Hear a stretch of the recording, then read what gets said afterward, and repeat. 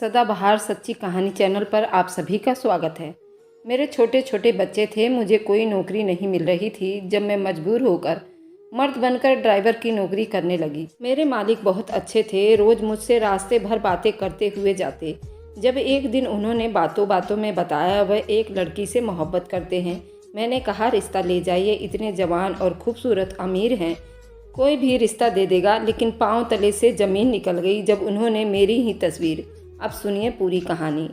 मेरा नाम बरखा है, मैं अपने पापा की इकलौती औलाद हूँ। मुझे पढ़ने लिखने का बहुत शौक था, इसलिए मैंने अब 10वीं पास कर ली थी। मेरे पापा का संबंध एक जागीरदार घराने से था, इसलिए मुझे पैसा का या जॉब का और कोई समस्या भी नहीं था। मेरे पापा के 2 भाई और एक बहन। शुरू से ही मेरे ख़ानदान में जायदाद के खातिर झगड़े होते रहते थे। पापा का सारा दिन अदालतों में ही धक्के खाते बीतते थे। चाचा ताऊ मिलकर हमारे हिस्से पर कब्जा कर रखा था। फिर उन्हीं दिनों मेरे ताऊ अचानक से हम पर मेहरबान हो गए। उन्हें मुझ में एक ऐसी लड़की नज़र आई जो उनके दोस्त के खानदान की बहू बन सकती। मेरी माँ कहती कि सांप के बच्चे सांप ही होते हैं। मुझे भी मेरे ताऊ के दोस्तों का लड़का बहुत ही बुरा लगता था। पहले शादी हो चुकी थी, लेकिन पत्नी उसे छोड़कर जा चुकी थी, जो किसी गैर बिरादरी की थी। इसलिए अब मेरे ताऊ लगता था अपने दोस्त के यहाँ मेरी शादी करवा देंगे। अंकल सोचते थे शायद उनके खानदान की लड़की होगी तो मारपीट के बाद भी कम से कम भागेगी तो नहीं। वह दूसरी तरफ से उन्होंने चाचा के साथ मिलकर पापा को बहुत जलील किया था। इसलिए पापा ने कहा मेरी तो एक ही बेटी है जिसे तुम जैसों के हवाले नहीं कर सकता। कुछ दिन के बाद मेरी एक सहेली की शादी। वे लोग बहुत अमीर थे और अमीरों की शादियाँ और सारे रस्में बहुत ख़ास होती हैं। उस रात मुझे मेहंदी से आते देर हो गई थी जब एक तेज़ रफ्तार गाड़ी मेरे पास आकर रुकी। किसी ने मेरे मुंह पर कपड़ा रखा और मैं बेहोश हो गई। मेरी आंख खुली तो मुझे बेदर्दी से एक तहखाने में फेंक दिया गया था, जहां पहले ही कुछ लड़कियां मौजूद थी। वे एक बड़ा कमरा था। मुझे समझने में भी ज़्यादा देर नहीं लगी कि ये एक कैद खाना था। यहाँ बच्चे भी कैद कर रखे थे जिनको बाकायदा स्मगलिंग करवाया जाता था। कुछ लड़कियां भी थी जिसको क्लब में डांस भी कराया जाता था। कुछ कोठों पर भी भेज दी जाती थी। पुलिस भी उस गैंग के साथ मिली हुई थी। उनमें से एक लड़का मुझे देखकर मुस्कुराया। मुझे बहुत गुस्सा आया। कब से मुझे घूरे जा रहा था। मैंने डर कर एक लड़की का हाथ पकड़ा और उसे कहा भगवान से प्रार्थना करो कि हम यहाँ से निकल जाएं। मैं डर और खौफ की वजह से कांप रही थी। उस लड़के की नज़रें मुझ पर लगी हुई थी। तब वह लड़की बोली कि उसके अंदाज़ा से तुम्हें पता नहीं चला कि वह लड़कों की तरह आम लड़का नहीं है, बल्कि एक हिजड़ा है। मैंने हैरानी से उस लड़के को देखा जो किसी और लड़की से बातें कर रहा था और हाथ पे हाथ मारकर हंस रहा था। ये एक तरह की जेल ही थी। मेरे पापा का तो पता नहीं क्या हाल हुआ होगा। मैं रो रो कर भगवान से प्रार्थना कर रही थी कि भगवान हमें यहाँ से निकाल ले। बहुत सारी लड़कियां जो रो रही थी, कोई मिन्नतें कर रही थी कि हमें यहाँ से जाने दो, और बच्चों की रोने की आवाज़ें मुझे पागल कर रही थी। मैं एक बच्चे के पास बैठ गई जो बहुत प्यारा और मासूम बच्चा था। मुझे उस पर बहुत तरस आया जो बहुत गहराई से वह ज़मीन को खोदे जा रहा था, जैसे यहाँ से उसे निकलने की जगह मिल जाएगी। मैंने प्यार से उसके सर पर हाथ फेरा और कहा कि तू इन जालिमों के हाथ पर कैसे आया। वह ज़्यादा रोने लगा। तब ही कुछ लोग अंदर आए और वहाँ मौजूद लोगों को भेड़ बकरियों की तरह हाँकने लगा। चलो अब तुम लोगों को कहीं और जाना है। वे लोग उस टाइम जिस जंगल की एक जेल में थे, अब उन सब को कहीं और शिफ्ट किया जा रहा था। तकरीबन 50 लोग थे। उस गैंग के लोगों के चेहरे नकाब से ढके हुए थे। उसी लड़की ने, जो हिजड़ा था, मेरे नज़दीक आकर कहा लड़की तुम जानती हो लोग कितने खतरनाक हैं। उसने सामने देखते हुए कहा। वह आदमी जो नज़र आ रहा था पुलिस के कत्ल और ऐसे बड़े बड़े जुर्म में मिला हुआ था, लेकिन पुलिस में कुछ काली भेड़ें भी थे जिनकी वजह से वह लोग बच जाते थे। हमें वहां से एक दूसरी जगह शिफ्ट कर दिया गया। यहाँ से कुछ लड़कियों और बच्चों को वहां पहुंचाना था। उन लोगों ने पहुंचा दिया। उन बच्चों में वह बच्चा भी शामिल था जो मुझे बहुत देर तक बातें कर रहा था। वह दिन मेरी ज़िंदगी का सबसे बुरा दिनों में से था। 24 घंटे में एक बार हमें थोड़ा कुछ देते खाने पीने को, ताकि जिंदा रह सकें। इस अंधेरे तहखाने में सूरज को देखे हुए बहुत दिन हो गए थे। कुछ पता ही नहीं था कब सुबह होगी कब शाम। तभी मैंने एक बच्चे को जन्म देने वाली औरत को मरते हुए देखा था और वे वहीं पर अपने बच्चे को तन्हा छोड़कर मर गई। वहां मौजूद लोगों से ड्रग सप्लाई भी करवाया जाता था। अब मुझे उस दिन से डर भी था जिस दिन वे लोग मुझे भी किसी घिनौने काम के लिए मजबूर करते। अक्सर हम जिन चीज़ों से डरते हैं वही होता है। अब ये लोग वहाँ मौजूद लोगों को नशे का आदी कर रहे थे ताकि उन्हें लोगों से नशा खरीद और बिचवा सकें और अपना काम निकलवा सके। एक दिन मुझे भी एक दूसरे कमरे में ले जाया गया। यहाँ मौजूद एक लड़के ने एक इंजेक्शन मुझे दिया। अब रोज़ ही होता और कब मैं उस नशे की आदी हो गई मुझे पता ही नहीं चला। अब किसी को मुझे कहने की ज़रूरत ना पड़ती थी। मैं खुद ब खुद नशे की तलब में उस लड़के के पास जाने लगी। वह लड़का अब मुझे हल्की फुल्की बातें भी किया करता था। मेरा नाम क्या और मैं कौन हूँ, कहाँ से आई हूँ और बताते हुए रोती थी। मैं बदनसीब हूँ जिसके माँ बाप जीते जी मर गए होंगे। पता नहीं उन्हें लोगों ने क्या क्या कुछ कहा होगा। मेरी जुदाई में मेरे माँ बाप इस दुनिया में जीते जी मर गए होंगे। उस लड़के ने, जिसका नाम राहुल था, उसने एक दिन मुझसे वादा किया कि मुझे यहाँ से निकाल देगा, लेकिन उससे पहले ही किसी ने उसे पुलिस के हवाले कर दिया। कहते हैं टाइम बीत ही जाता है और मुझे लगता जिस पर गुजरी हो उसे पता होता है टाइम कैसे बीता। एक दिन जो हम लोगों की निगरानी पर आदमी खड़ा था वह फर्श पर गिरा और तड़पने लगा। उससे कुछ देर पहले किसी ने शराब पीते देखा था। हम सब ने उस मौका का फ़ायदा उठाया और वहाँ से निकलकर भागना शुरू कर दिया। तब तक उस गैंग के काफ़ी लोगों को पता चल गया। उन लोगों ने फायरिंग शुरू कर दी। यकीन करे उस दिन पता चला आज़ादी क्या होती है, जान कितनी प्यारी होती है। लोग अंधाधुन भाग रहे थे। कुछ लोगों को गोलियां लग गई, कुछ उस भगदड़ में जख्मी हो गए। मैं इतने ज़ोर से ज़मीन पर गिरी थी कि मेरा बाजू कट गया था, लेकिन उस टाइम उस तकलीफ़ से ज़्यादा यही सोच थी कि यहाँ से भाग निकला जाए, नहीं तो सारी ज़िंदगी यहीं सड़ना होगा। यहाँ एक सुनसान रास्ता था, सड़क के साथ एक घना जंगल भी था। मैं उस जंगल में घुस गई और बड़ी मुश्किल से जान बचाती हुई वहाँ से निकलकर। रात काफ़ी हो चुकी थी जब पक्की सड़क पर आती जाती गाड़ियों को रोकने की कोशिश की, लेकिन रात के उस टाइम कोई लिफ्ट देने को रोकने को रिस्क नहीं लेना चाहता था। मैंने पैदल ही वहाँ से चलना शुरू कर दिया, लेकिन एक तो दिन से भूख और कुछ नशे की आदत की वजह से सेहत बर्बाद हो चुकी थी। कुछ दूर भागने के बाद मैं वहीं गिरकर बेहोश हो गई। जब आँख खुली तो हॉस्पिटल का वार्ड था और मेरे पास एक डॉक्टर और 2 पुलिस वाले खड़े थे। पुलिस ने होश में आते ही मुझसे पूछताछ शुरू कर दी। मैं डरती थी कि मैं जिस मुसीबत से निकली हूँ फिर से उसमें ना फंस जाऊं। ये लोग बहुत खतरनाक हैं। मैंने मुकर जाना बेहतर समझा, लेकिन वहाँ मौजूद एक आदमी ने कहा उसने मुझे वहाँ से भागते देखा। मुझसे घर का एड्रेस लिया। कुछ देर में मेरी बदनसीब माँ वहाँ थी। मैं कितनी देर अपनी जगह से हिल ना सकी। पता नहीं कब मेरी माँ ने चीखना चिल्लाना शुरू किया। तब पता चला उस दिन मेरी माँ ने कई महीनों बाद कुछ बोली थी। मेरे अगवा के बाद मेरे पापा को लोगों ने कहा कि तुम्हारी बेटी बदचलन थी, घर से भाग गई। मेरा बाप ये सदमा बर्दाश्त नहीं कर सका और फिर एक दिन मौत से लड़ते लड़ते थक गए और हमेशा के लिए इस दुनिया को छोड़कर चले गए। मेरी माँ अपनी बेटी और पति के गम में दिमागी तौर पर बीमार हो गई थी। लोगों ने देखा उसने बोलना चलना छोड़ दिया और आज जब मेरी माँ ने मेरी हालत देखी तो कलेजा फट गया। अस्पताल में आते जाते लोगों ने देखा मेरी माँ चीख रही थी कि बर्बाद हो जिसने मेरा घर उजाड़ दिया। 2 हफ्ते अस्पताल में रहने के बाद जब माँ के साथ घर आई तो पता चला मोहल्ले वालों को। भागना तो याद रहता है, लेकिन क्यों भागी, कैसे नहीं लौटी, कोई नहीं देखता। हर आदमी अपनी रट लगा कर रखी और सब अपनी ही नज़रों और सोच के मुताबिक दूसरों पर इल्ज़ाम लगाते हैं। हम बदकिस्मत से ऐसे लोग हैं जो कि हमें दूसरों के नर्क में जाने की फ़िक्र रहती है और ये भूल जाते हैं ऐसे में हम अपनी स्वर्ग भी गंवा रहे हैं। सारा खानदान घर पर जमा था। जितने मुंह उतनी बातें थीं। कोई कहता वह लड़का कहाँ है जिसकी वजह से घर से भागी थी, तेरा बाप तेरी वजह से अपनी जान से चला गया। और कोई कहता लड़का बुज़दिल है जो उसे इस टाइम अकेला छोड़ दिया। कोई कह रहा था जब भाग गई तो वापस क्यों आई, उन लोगों ने रखा नहीं तुम्हें।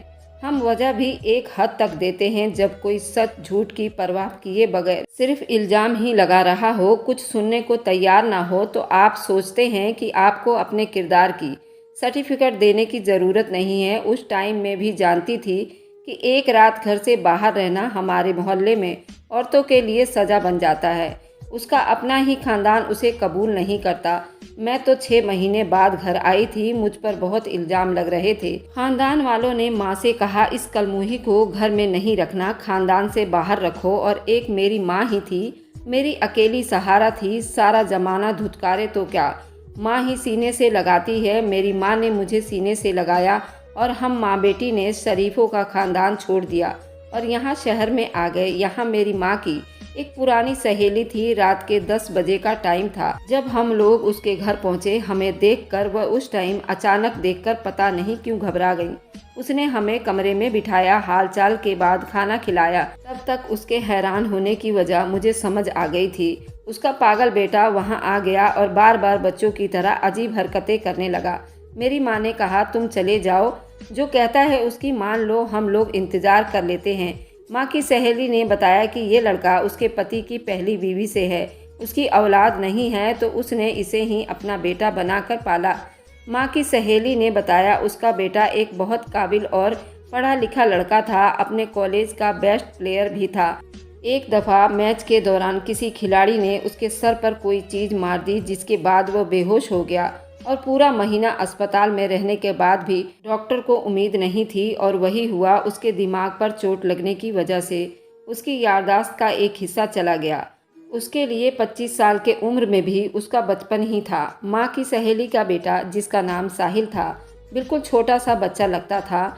हम माँ बेटी उनके घर पर रहने लगे। साहिल सारा दिन अपने कमरे में पड़ा रहता, फिर अब अपनी मम्मी से जिद करके अपनी बात मनवाता था। मैं अब उसके साथ बातें करती तो पहले कहता कि मैं अजनबी लोगों से बात नहीं करता, मेरी माँ ने मना किया है। अब वह मेरी बात भी मानता था। अक्सर अब अपनी माँ से कहता था उसे बरखा के हाथ का खाना खाना है। मैं भी उसका ख्याल रखती थी। अच्छा टाइम बीत रहा था। उन लोगों का एहसास था, सर छुपाने को छत दी थी, यही बहुत था। मेरी माँ अपनी सहेली के साथ लोगों के कपड़े सिलाई करने लगी। मैं सारा दिन घर के काम करती। साहिल के पापा की कुछ साल पहले ही मृत्यु हो गई थी। घर में सिर्फ साहिल और उसकी माँ अकेले रहते थे। और मेरी माँ की सहेली ने कुछ सालों बाद अजीब सी फरमाइश कर दी। वह मेरी शादी अपने बेटे से करवाना चाहती है। सब जानते थे साहिल दिमागी मरीज था, लेकिन वह एक बच्चों जैसा ही दिमाग रखने वाला इंसान था, जिसे अपना फ़ायदा नुकसान का कुछ भी पता नहीं था। माँ ने कहा कि तुम्हारे घर रहने की इतनी बड़ी कीमत तो ना मांगो, लेकिन मेरी माँ की सहेली ने शर्त रख दिया तो मैं उनके बेटे से शादी करूं या फिर हम लोग अपना बंदोबस्त कहीं और करें। लोग कैसे नकाब पहनकर फिरते हैं, उस दिन पता चला था हम लोग उन्हें क्या समझते थे और वे क्या निकली। माँ ने कहा कि हम लोग यहाँ से भी चले जाएंगे, तुम पागल से शादी नहीं करोगी। पता नहीं क्यों साहिल के लिए मेरा दिल भी नरम हो गया था। वह चाहे बच्चों जैसा ही दिमाग रखता था, लेकिन मुझे वह अच्छा लगने लगा था। मैंने माँ से कहा कि मैं भी कुछ इतनी खास तो नहीं हूँ जो कोई शहजादा सलीम मिलेगा, और हम अपने खानदान से तो निकाले जा चुके हैं। कोई भी शरीफ आदमी जब मेरा बीता हुआ कल देखेगा तो मुझे कभी भी नहीं अपनाएगा, इसलिए यही अच्छा है इसी घर में रहें। माँ रोती रही। एक बेटी थी, कैसा नसीब लेकर आई है, बदकिस्मत रही। उस दिन मैं भी देर तक रोती रही। जब मुझे एहसास हुआ कोई कमरे के दरवाजे पर है, मैंने दरवाज़ा खोला तो साहिल था। साहिल आप? साहिल के हाथ में एक गुड़िया थी। मैंने उसे अंदर आने का रास्ता दिया तो कहने लगा उस टाइम किसी लड़की के कमरे में नहीं जाता, तुम बाहर आ जाओ। मेरी बात सुन लो। उस दिन मैं बहुत हंसी थी। अजीब पागल था। उसने मुझे रुई से बनी छोटी सी गुड़िया दी, जिसके सर पर काले धागे से बहुत सारे बाल बनाए गए थे। कहने लगा ये तुम हो, देखो उसके बाल भी तुम्हारे जैसे हैं। मैंने गुड़िया ली और कमरे में आ गई। मेरी जिंदगी उस रुई की गुड़िया जैसी ही तो थी। और फिर एक शाम कुछ मोहल्ले के लोगों की मौजूदगी में मेरी शादी साहिल से करवा दिया गया। मेरी माँ वहाँ मौजूद नहीं थी, ये सब कुछ देख नहीं सकती थी, लेकिन हमारी मजबूरी ने हमें ये फैसला करने पर मजबूर कर दिया था। साहिल एक अच्छे शक्ल का लड़का था। जब तक बोलता या बातें ना करता कोई कहीं ना जा सकता था। उस नौजवान का दिमाग बच्चों जैसा ही था। मेरी साहिल से शादी के बाद सारी जिम्मेदारी मुझ पर आ गई। अब मुझे वह ऐसे संभालना पड़ता जैसे बच्चों को संभाले जाते हैं। मेरी सास अब बहुत खुश थी। जो चाहती थी वह हो गया था। एक दिन एक फ़कीर आया। उसने कहा मुझे खाना खिला दो, मैं तुझे दुआ दूंगा। हर मुराद पूरी होगी तेरी, मेरी मुराद भला उसके सिवा क्या होती। मेरा पति ठीक हो जाए, उस फकीर को खाना खिलाया और जाते हुए मुझे दुआएं दे गया। तेरा पति तुझे जिंदगी भर सच्ची मोहब्बत देगा। मैं उसकी दुआओं पर हैरान थी। मेरे पति को तो पता ही नहीं था कि बीवी क्या होती है और मोहब्बत किसे कहते हैं। दुआएं तकदीर बदल देती है, मैंने भी बदलती देखी। साहिल दिन ब दिन अच्छा होता जा रहा था।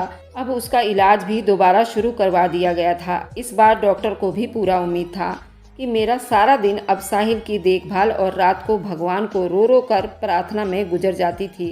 फिर भगवान ने मेरी सुन ली और साहिल अब पहले से बहुत ज़्यादा अच्छा हो गया था। लेकिन अब पता नहीं मेरी सास को क्या हो गया था।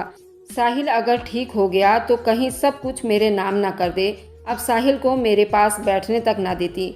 उन्हीं दिनों मेरी माँ की तबीयत इतनी बिगड़ गई कि मुझे अपनी बदकिस्मती का यकीन होने लगा। मेरी सास ने हर मदद से मना कर दिया। मैं सारा महीना सरकारी अस्पताल में माँ का इलाज करवाती रही। वहाँ से भी आधी दवाई मिलती और आधी कहते बाहर मेडिकल स्टोर से ले लो। मैं बदकिस्मत बेटी थी जो अपनी माँ के किसी काम ना आ सकी, बल्कि उनकी तबाही का कारण बन गई। मेरा बाप मेरे गम में चला गया और माँ मौत के मुंह में थी सर्दियों के रातों में, और मेरी माँ सरकारी अस्पताल में डॉक्टरों की इंसानियत देखती रही। और फिर एक दिन जब मेरी आंख खुली, उस लकड़ी के बेंच पर लेटे लेटे मेरा जिस्म अकड़ चुका था।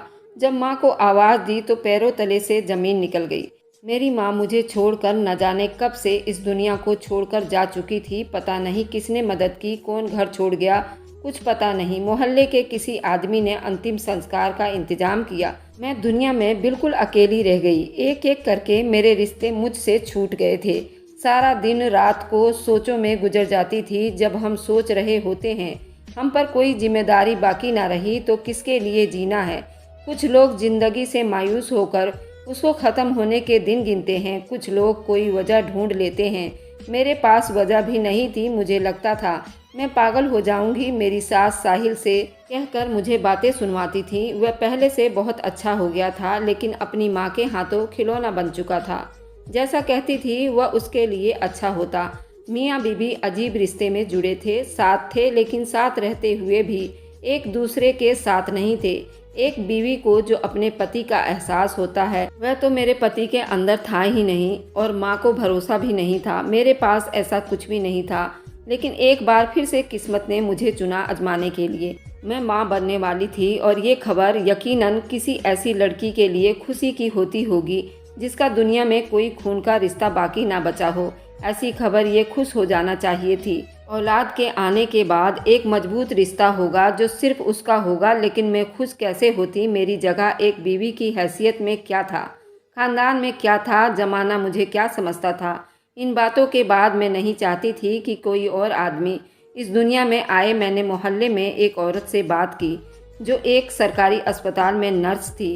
उसने कहा वह मेरी मदद करेगी। मैं ऐसा कोई रिश्ता नहीं चाहती जो मेरी तरह जिंदगी में मजबूर हो और बेबस जिंदगी गुजारे। फिर साहिल कैसा बाप होता जो अच्छा पति साबित नहीं हो सकता था, जिसका दिमाग अभी सिर्फ वही करता था जो उसकी माँ कहती थी।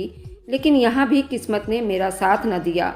उसने कहा उस टाइम अगर कुछ किया तो मेरी जान को खतरा है। मायूसी से घर लौट आई। वह 9 माह मेरे लिए 9 साल जैसा था। शायद दिमागी सोच और तकलीफ से मैं बहुत कमज़ोर हो चुकी थी। मेरे जिस्म में मेरा साथ छोड़ रखे थे। जब एक रात मेरी ज़िंदगी में 2 और मासूम जुड़ गए। मैंने 2 जुड़वा बच्चों को जन्म दिया था।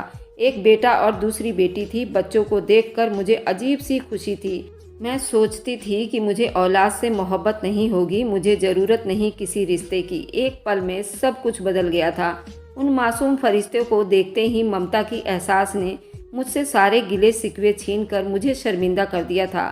तुम तो उन्हें मारने वाली थी। मैं रोज़ भगवान से अपने किए पर माफ़ी मांगती, अपने बच्चों की ज़िंदगी की दुआएं करती। साहिल और मेरी सास का रवैया भी अब कुछ अच्छा हो गया था। मुझे ना भी पूछते, लेकिन बच्चों से उन्हें लगाव था और मेरे जैसे बदकिस्मत के लिए यही काफ़ी था। बच्चों के छोटे छोटे काम करके टाइम अच्छा बीतने लगा और वह दिन मेरी ज़िंदगी का खूबसूरत दिन था जब मेरे बच्चों ने पहली दफ़ा मुझे माँ कहकर पुकारा था। ये बात वे लोग समझेंगे जिनका कोई नहीं होता। लेकिन फिर एक ऐसा रिश्ता बन जाता है जिसे दुनिया की कोई ताकत उसे मिटा नहीं सकती। एक दिन मेरी सास और साहिल किसी के मृत्यु पर गए थे। वापसी पर तेज रफ्तार गाड़ी में उनकी एक्सीडेंट हो गया था और वह मौके पर ही दम तोड़ दिए थे। और मैं ये भूलती जा रही थी कि मैं बदकिस्मत नहीं हूँ। मुझे कुदरत ने याद दिला दिया कि तुम अभी बदकिस्मती ही रहोगी। मैं अपने बच्चों के साथ बिल्कुल अकेली रह गई। एक बार फिर से मैं बिल्कुल हार गई। मेरी सास और साहिल कैसे भी थे, लेकिन ये तो था हम अकेले नहीं थे। उस घर में अब सारी रात नींद न आती, मेरी तबीयत खराब रहने लगी। उसके साथ ही आने वाले दिनों की फिक्र, बच्चों के पेट की फिक्र। बच्चे दूध के लिए रोते रहते, दूध वाले ने दूध देना बंद कर दिया, जिंदगी भूखे पेट बीतने लगी। माँ खुद तो भूखी रह सकती है, लेकिन अपने बच्चों को भूखा नहीं देख सकती। मैंने मोहल्लों में, घरों में पता किया और किसी न किसी का कोई काम होता तो कर देती, जिसे जो मिलता अपने बच्चों का पेट भरने लगी। लेकिन यहाँ भी वही मर्दों का मोहल्ला था। अगर अकेली औरत है तो मुफ्त का माल समझ लिया जाता है। मुझे लोगों की नज़रें और नीयत परेशान करने लगी। एक रात बहुत सोचा तो याद आया, घर साहिल के नाम ही था। उसी टाइम उठी और कागज़ ढूंढे। अगले दिन ही मोहल्ले की एक औरत जो मास्टरनी थी, उसे कहकर बैंक के साथ ले गई। घर को बैंक में गिरवी रख दिया। गाड़ी निकलवाने का सोचा, लेकिन एक आदमी को ड्राइवर की ज़रूरत थी। मैंने मर्दों वाले कपड़े पहनकर अपना जॉब करना शुरू कर दिया। कुछ मैंने खुद को मजबूत बना लिया था। अपने बच्चों के खातिर मैंने गाड़ी चलाना शुरू कर दिया। मैंने गाड़ी चलाना उन्हीं दिनों सीखी थी जब उस गैंग में 6 महीने रह रही थी। वे लोग हमें ट्रेनिंग भी देते थे ताकि वक्त आने पर भागना हो तो गाड़ी चलानी आती हो। इस तरह बुरे टाइम का एक अच्छा तजुर्बा मेरे काम आ गया। अब मैं गाड़ी चलाती, कोई ना कोई सवारी मिल जाती, उसे उसकी मंजिल तक पहुंचाने के लिए चली जाती। उसे अच्छी गुजर बसर होने लगी। बच्चों को स्कूल में दाखिला करवा दिया। जिंदगी कुछ अच्छे से चल पड़ी थी। जहाँ से मैंने गाड़ी निकलवाई थी, उस साहब को गाड़ी और ड्राइवर की ज़रूरत थी। उसे छोड़ने के बाद मैं बाकी सवारियाँ भी बिठा सकती थी। वह एक बहुत खूबसूरत नरम दिल का इंसान था। अब वह रोज़ ही मेरे साथ सफ़र करता और मैं बच्चों की छुट्टी के टाइम तक घर पहुंच जाती थी। वह आदमी वह मुझसे कुछ बातें भी करने लगा था। जब कोई आपको सुनने वाला हो तो आप अपने गम भी शेयर करने लगते हैं। अब सफ़र में हम लोगों की अच्छी बातचीत होने लगी। सफ़र भी अच्छा बीत जाता था। मुझे भी एक जाना पहचाना आदमी मिल गया था। एक दिन मैंने उससे पूछा उसने शादी क्यों नहीं की, तो उसने कहा एक लड़की देखी थी, उससे मोहब्बत हो गई थी। मुझे उसके बाद ज़िंदगी ने ऐसे मोड़ पर लाकर खड़ा कर दिया कि टाइम ही नहीं मिला मैं उसे ढूंढ सकता। अपने झमेले में वह लड़की कहीं खो गई। वह किस्मत की मारी थी, पता नहीं किस हाल में होगी। उसने कहा वह अगले दिन उसकी तस्वीर मुझे दिखाएगा। मुझे अब अगले दिन का इंतज़ार था। मुझे उस लड़की की किस्मत पर रश्क आ रहा था जिससे कोई 7 साल से मोहब्बत करता था और उसके खातिर उसने शादी भी नहीं की थी। ऐसी मोहब्बत के उस लड़की का कुछ अता पता भी नहीं था और उस लड़की को मालूम ही नहीं था कैसी मोहब्बत थी ये। जब घर से अगले दिन बच्चों को स्कूल छोड़कर मैं जब उसे लेने गई तो वह उसी जगह पर खड़ा था। मुझे देखते गाड़ी की तरफ बढ़ा। कुछ दूर जाकर मैंने ही उससे कहा मुझे दिखाओ कौन लड़की है। वह उसने जेब से जब तस्वीर निकाली मुझे दिखाई। मेरे पैरों तले से ज़मीन निकल गई। वह आदमी मेरी ही तस्वीर मुझे दिखा रहा था। ये तस्वीर तब की थी जब मैं किडनैप हुई थी। पता नहीं कैसे उसने वह तस्वीर ली थी। ये गाड़ी आज अचानक ब्रेक लगने से रुक गई थी। उसने कहा ध्यान से चलाओ, लेकिन मैं उसे क्या बताती कि मैं किस ध्यान में हूँ। जो वह बता रहा था 7 साल पहले वह एक गैंग का हिस्सा था। उसका पिछला रिकॉर्ड एक क्रिमिनल का था। लेकिन फिर एक दिन उसने एक चेहरा देखा जिसे देखकर उसने खुद से वादा किया वह इस दलदल से निकलेगा और इस मासूम लड़की को भी निकालेगा। मैं वहाँ मौजूद लोगों को नशे का आदी बना देता था, लेकिन उस लड़की के साथ मैं ये जुल्म नहीं कर सका। मैं महसूस यही करता था इसे नशा दे दिया हूँ, लेकिन 1-2 बार के बाद मैंने ये जुल्म नहीं कर सका। मेरे हाथ कांपने लगे थे। मुझे पता चल गया था मुझे उससे मोहब्बत हो गई है। मैंने खुद को पुलिस के हवाले कर दिया और उस गैंग के मालूमात पुलिस को दे दी। ईमानदार अफसर को देकर मैंने माफ़ी मांगा, लेकिन जब पुलिस ने छापा मारा तो वहाँ से वह लोग फरार हो चुके थे। एक गैंग का आदमी जहरीली शराब पीने की वजह से मर चुका था। तब मुझे एहसास हुआ मैं उस लड़की को भी खो चुका था। मुझे याद आया कि एक बार उसने अपने माँ बाप और घर का एड्रेस भी बताया था। मैं पूछता पूछता वहाँ पहुँचा तो पता चला कि उस लड़की के माँ बाप उसकी जुदाई में मर गए और माँ को और उसको ख़ानदान वालों ने बाहर निकाल दिया। तब मुझे पता चला कि जिसके कहने पर हम लोगों ने उस लड़की को अगवा किया था वह उस लड़की का जानने वाला था जो उससे शादी करना चाहता था। मैं मायूस होकर वापस लौट आया और मैंने इंजीनियरिंग की थी और मैं अब एक ऑटो रिक्शा का मालिक भी था। ये थी मेरी आज की कहानी। तो दोस्तों, कैसी लगी मुझे कमेंट में ज़रूर बताइएगा। Thanks for watching. Like and subscribe. Bye bye.